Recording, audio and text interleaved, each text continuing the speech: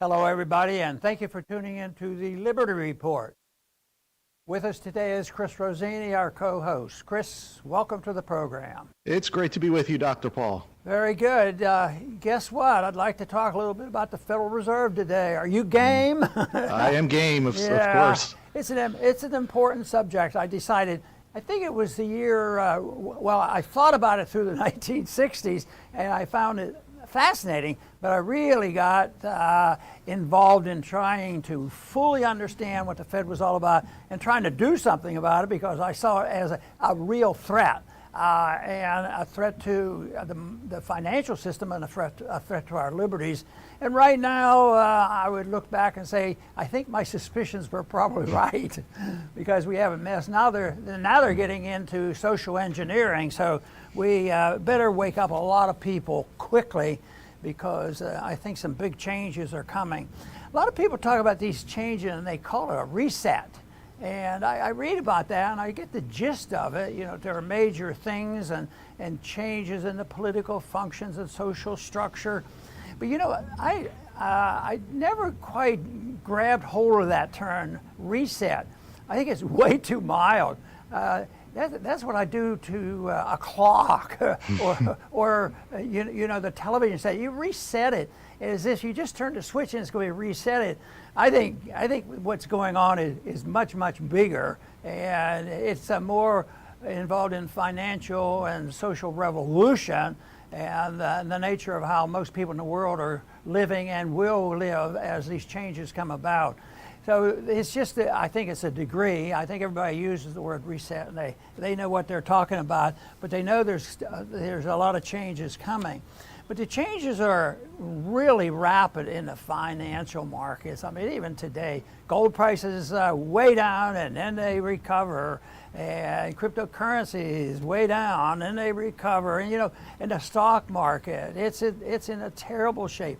And I often think about how people react to these markets. And I know how I react because although I understand the big picture and I understand the long term, I understand economic laws, but quite frankly, I don't have the personality to try to understand and make a living or even preserve my wealth by being in the marketplace. And that to me is a big job. And I think it's getting more difficult than ever. I think our Federal Reserve Chairman is going to, reveal to us that he doesn't know exactly what's going on. And certainly the people I knew in Congress had no idea about Austrian economics. And most of them are interventionists and they've been taught this. And you can get a computer and a calculator and you can predict the future, which Austrian economics totally rejected. And you know, I got interested in particularly in speaking out was after the Bretton Woods failed. And immediately, of course, even before it was in failure, many of us were buying silver coins and numismatic gold coins in preparations of protecting ourselves. And it wasn't too difficult for me because I was thinking long term. I wasn't thinking about trading them during the day. Back then, they didn't even have futures markets in gold and silver. But now, you can do all kinds of things, and it moves rapidly. So it takes a lot of technology and understanding on how to do it and whether or not you can predict these short swings, which I don't think a lot of people think they can, but they don't. But it's something that information is helpful. There's nothing, matter of fact, the futures market, as wild as they may seem, they do serve an economic function. But I've never been interested in dealing with that on a personal level, but I have been interested in trying to understand economic laws and how that affects what I do for myself and for my family and how you plan for your kids' education and this sort of thing. So that is a lot easier for me because I started with one obvious fact. In 1971, they no longer were going to have a definition of the unit of account. Gold was not going to be defined as part of our dollar system. And I said, that is big trouble. That is going to usher in, wild inflation and really ups and downs and wild business cycles. But ultimately, it will be definitely a depreciation and devaluation of the currency. And I believe I was right on that. It continues. It's an economic law. I didn't invent that law, by the way. I just sort of observed that. And I think economic law is one thing, but understanding the short run is another thing, because it's legitimate and people have to move their currencies for legitimate financial reasons. There is a lot of speculation in that and a lot of variables, but it's a different system. This is one reason why I've been interested in referring our viewers to a place where they can get more information if they are thinking about the short term and the long term and what they can do, because I've met a lot, because so many of my supporters have been young people. Even back when they were in college and high school, they're now working, and I can imagine it's tougher now than it was for me back in the 70s, as bad as it was then. And so they're looking for help, and that's why I am working with Birch Gold, and I'd like to refer to them and offer to the viewers today to get more information on what I've been talking about. And they're putting out a free information kit to go over this and guide you. And to get this free kit, it's not difficult, because there's a number at the bottom of your screen. You can text that number and you're going to find out how you can get this free kit. And that is not complicated. No buttons to push to find somebody that will answer some of your questions. But I think the kit's going to be very helpful for you. Then if you have more interest, then you can follow up. But I think that certainly has been helpful for me to think about the long term versus the short term and how important it is. And I think, and just to sort of conclude this idea, is I think the fluctuation in what's going on and the devaluation, I think it's just starting. And yet at this time, we went from $35 an ounce now to up to $1,800. And believe me, it's way quiescent now compared to what's going to happen. So that's why investments are going to be more difficult, and just think of planning for children's education. So this is going to continue, but of course we talk about the economics all the time and what's happening, the inflation, and we'll continue to do that, because I see the Fed as the financier of everything that we do, because they make the money. They're money makers, and they rule us in a way, because they can threaten us. They can blackmail people, because they have overwhelming power in the financial system. It was started off way back. Well, all we're going to do is make sure the Fed is going to be able to give us stable prices. Nah, I don't know what kind of grade I'd give them for that, but not a very good one. And then the other thing, they said we're going to always argue for full employment. Now, the government statistics on employment right now are, they look real good, and that there's jobs available. But I think that's just a reflection of what happened to employment with COVID. So I think the unemployment situation is very fragile. So those are the two things they set out to be. But now they're doing a lot more things, and that's what we want to talk about today. What else do they think they can do, and what should the viewers consider to be as a warning that we have to be on our toes, because it doesn't drop out of the sky. Inflation, it doesn't come out of the sky, and there are some precise reasons why that occur, and of course we've honed in on the real culprit, and that's been the Federal Reserve. Chris.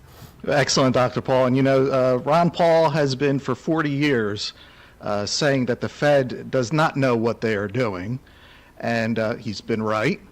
And it's not because if he was Fed chair, he would do things differently. It's because nobody can do what they try to do, which is centrally plan the economy.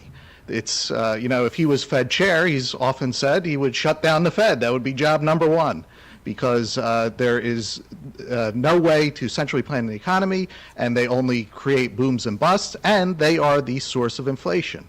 Well, this week, Fed Chair Powell was on some kind of forum, and he said something that really caught our attention. He said, quote, "I think we now understand better how little we understand about inflation." He said this was unpredicted. So he's basically saying that they don't know what they're doing. However, I don't know if I believe that completely. You know, they counterfeited trillions of dollars. They didn't know that that would drive up prices. I doubt it. But that's the usual pattern with people who have power. They, they do the wrong thing and then claim that nobody knew. Think back to the Iraq War. You know, did nobody know that going across the world to try to remake an entire society from the ground up wouldn't work? Ron Paul knew that it wouldn't work. In fact, all his speeches are available saying, don't do this. This is the wrong thing to do. 20 years later and $6 trillion later, we had to come home. What about the lockdowns and the masks and the vaccines? Did nobody know that those wouldn't work? Well, those censored people, they knew that it wouldn't work. So it's the same thing with the Fed. The Fed knew what they were doing. They knew that creating trillions of dollars would cause prices to skyrocket, but of course, they don't want the blame pinned on them. But this is the usual pattern, just do the wrong thing, censor the people who are saying to do the right thing, and then claim that nobody knew that this would happen. You know, Chris, when I first saw this quote from Powell, I thought, this isn't all bad. Sometimes you can find something in there and say, well, this might help something. Because he says, I think we now understand better how little we understood about inflation. Well, that's a step in the right direction. A mini step. It's pretty small. But I think of the analogy about drugs, because when a person's on drugs and really wants off, it's finally when that drug addict makes the decision that he has a chance, to get a cure and seek some help.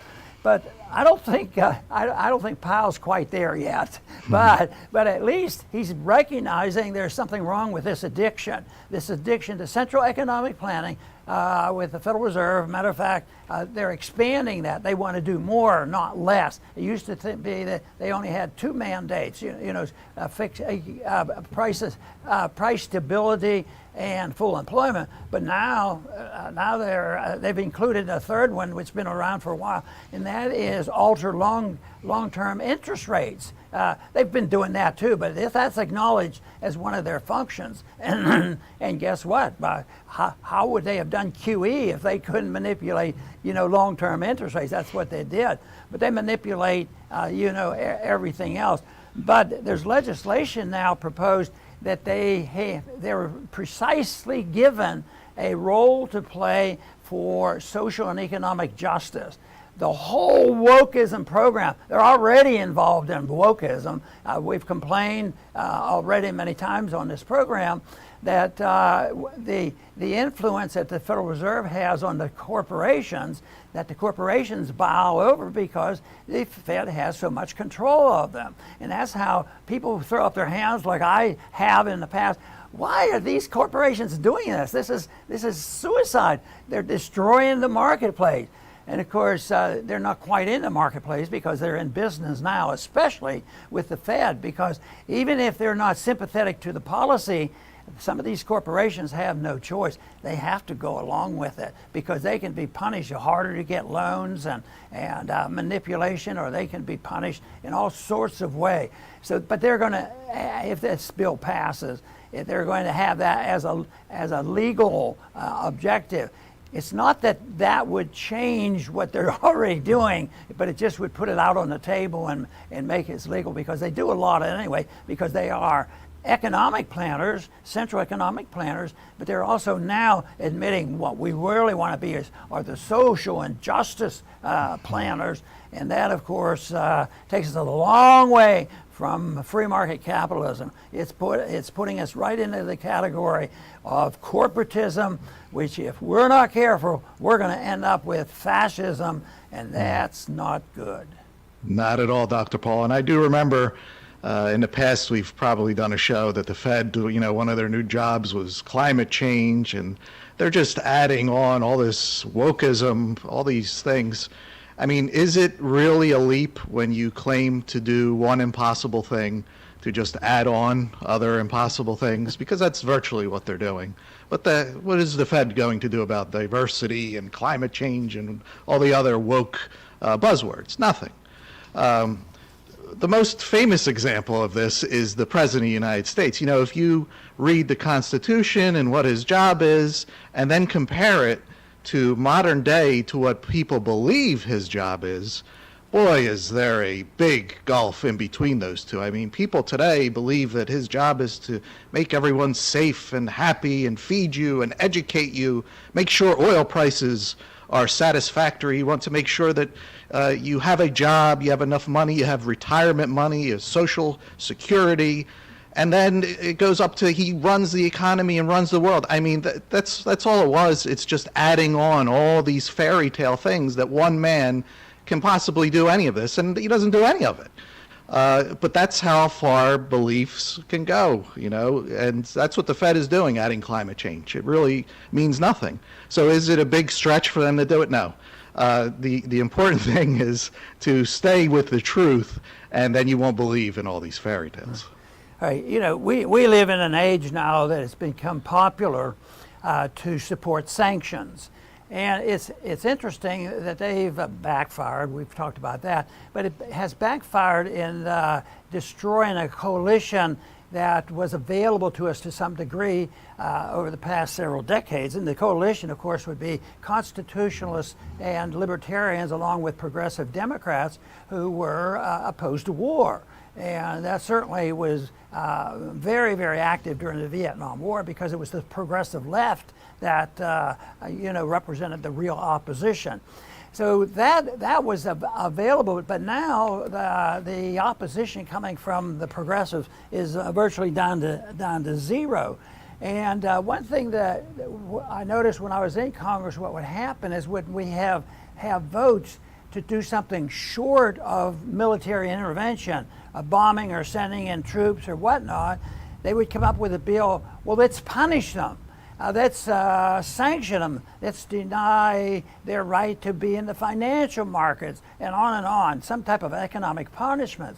And we, who had the largest military, the richest nations, and operated the reserve currency of the world, we had a lot of leverage. And then we got, financial and political control of things like United Nations and NATO and G7, and we could put pressure on them to go along. So if we would say, okay, it's time to go to war against Ukraine, they all towed the line.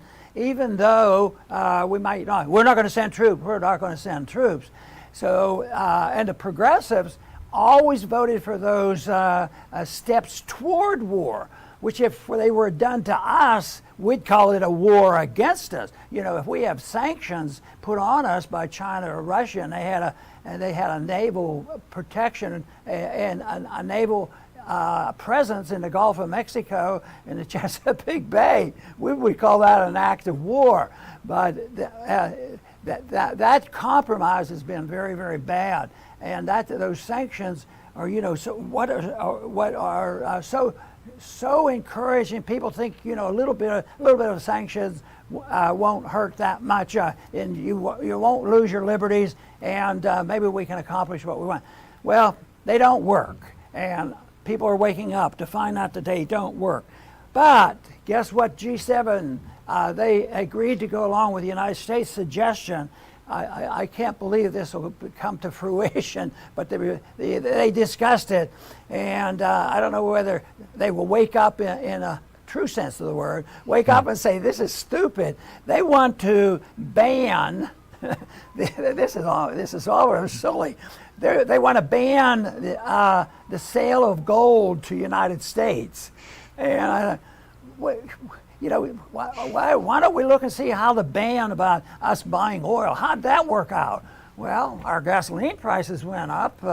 Russia found a way to get along around the sanctions.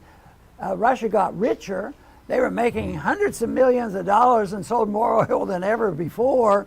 And yet, who ended up paying the literal penalty? The American gasoline car drivers who had to pay $5 or $10 a gallon of gas. And now, but the whole thing is I think gold is even more fungible than gasoline. And how are they going to do that? And let's say they were able to say, Russia, we don't want your gold, and we're not going to let anybody buy your gold. We're going to make them keep their gold. Well, the day is going to come when gold is going to not just be very important and very valuable, it has to be used for the rebuilding of another sound currency. And it's so ironic to me that we're going to force them to hold on to a real asset. Somebody should have done that to the United States when we were through the 60s and early 70s giving away our gold at $35 an ounce until we were running out and we had to close the gold window. But anyway, that's their idea. They're there to do that. And it's economic planning gone bizarre. But this one just happens to be a little sillier than the rest. And I vote against those sanctions. Excellent, Dr. Paul. I'm going to finish up. Dr. Paul mentioned the absurdity of all this Build Back Better and Great Reset. And you see the politicians are all walking around with these pins on, and they're very blunt. They're going to remake the economy, the world economy. They're going to remake human beings. And you almost have to feel bad for them. How could they have be so delusional? Because it's impossible to do these things. You can't possibly know all of the variables involved. They didn't make human beings to begin with. They didn't make the economy to begin with. So you can't remake something that you never made to begin with. It's as if I was to say, to our audience today, I have, a wild imagination. I want to reset the oceans. I'm dissatisfied with the way the oceans are in the world. I didn't make the oceans. And in fact, 95% of it, maybe even more, is unknown, unexplored, unknown to my mind. But would it matter if I wore pins or if I had the whole media, just propagandizing this idea? Or would it matter if I was in control of all these government agencies? It wouldn't matter one bit. You can't remake the oceans. They can't remake humans and the economy. It's a problem of not knowing your place in the world. And this problem goes back. And if you look at the ideas that drove the Hitlers and the Stalins and the Lenins and the Maos, it's this type of thing. They didn't know their place in the world. They thought that they were there to remake it, and if they just had enough power, they would get it done. Unfortunately, what happens in the wake of these people is very, very nasty and disgusting. So it's very important for people not to go along with this stuff and just do the best to search for the truth and not believe in these things that they say. Very good, Chris. This whole statement of Powell's about we had been wrong, he wasn't saying that at the last meeting we said the wrong thing or we put the wrong sanctions on somebody. What he was saying is that the policy of the past 40 years has been wrong, but they still don't ever even consider, a couple things. The morality of money. Inflationism and central banking is corrupt and it's equivalent to fraud, and it's compatible with counterfeiting. It's an economic system that doesn't work, which we talk about all the time, and they know it doesn't work. And they don't have authority to do it because it's not in the Constitution. Matter of fact, it's in the Constitution. They shouldn't be doing it. They should only accept gold and silver as legal tender. So you'd think they'd wake up, and maybe again, I'm looking for an opening. After 40 years and the failure that we're in the middle of and is going to get worse, if the people get the information, and I do believe that when they get the information, just like when they got more information about, the lockdown over COVID, they said no more, this is for nonsense. So I think that is going to be the case, and it's been that way in history. The people finally wake up, and the inflators, the individual who's the most responsible for the runaway inflation when everybody agrees, like in Zimbabwe or Venezuela, very often the individual who identifies with that can get into big trouble, and the people turn against them. So this is something that it's a shame that we just can't say, why don't you consider this? And look at the Constitution, look at the moral argument for this, and I think there's a growing number. I certainly had a good reception on the college campuses where all the garbage is spilled out about Keynesianism and computers solving all these problems. If we have a computer, we can calculate human actions and explain what people will do if we give them free money, or if we lower interest rates a point or two, or let the market work, which they have no knowledge whatsoever. It doesn't work. So I think that the evidence is growing of how terrible of a job, our Congress has done, our executive branch has done, our Federal Reserve has done. So it's an opportunity to precisely give them the answers of what a sound monetary system would look like and why there would be an automatic control. If you don't have a secret body of special interest people who benefit from all this, if you get rid of that program and that ability to do that, how are they going to finance these wars? How are they going to finance this welfareism and wokeism and all the nonsense that go on? Because they'd have to earn the money, and if they wanted the program, they'd have to tax the people. Right now, the tax goes through printing money, and that becomes the tax. Every time people spend money today, if prices are higher than they were last year, they should think in their mind, that's a tax, it's a tax on me, and why am I being taxed? And that's middle class. The very wealthy who have been the beneficiaries of like the military-industrial complex, they get a little bit worried, but they're always looking for the next war. To start so that they can build a weapon. They don't worry when we send billions of dollars of weapons over to the various countries, and if they're either stolen or blown up, the military-industrial complex, I'm sure what they sit around and say, aha, get out the order sheets. We're going to have to build more airplanes and more tanks. Even if it is World War II equipment, we can still keep building them. But that would have to be addressed if we would have enough people in this country to wake up and say, we need to see a change. And I quoted something the other day where somebody did some studies and said that if you have 3 or 4% of the people willing to stand up for a principle, they can change the system. And I think we saw a little bit of that activity during the lockdown over COVID. But the most important thing, in order to get to that point where we get enough people to stand up and say enough is enough, we have to get enough people to understand actually why we're on the right track about the morality and the economic value of a sound monetary system. I want to thank everybody for tuning in today to the Liberty Report. Please come back soon.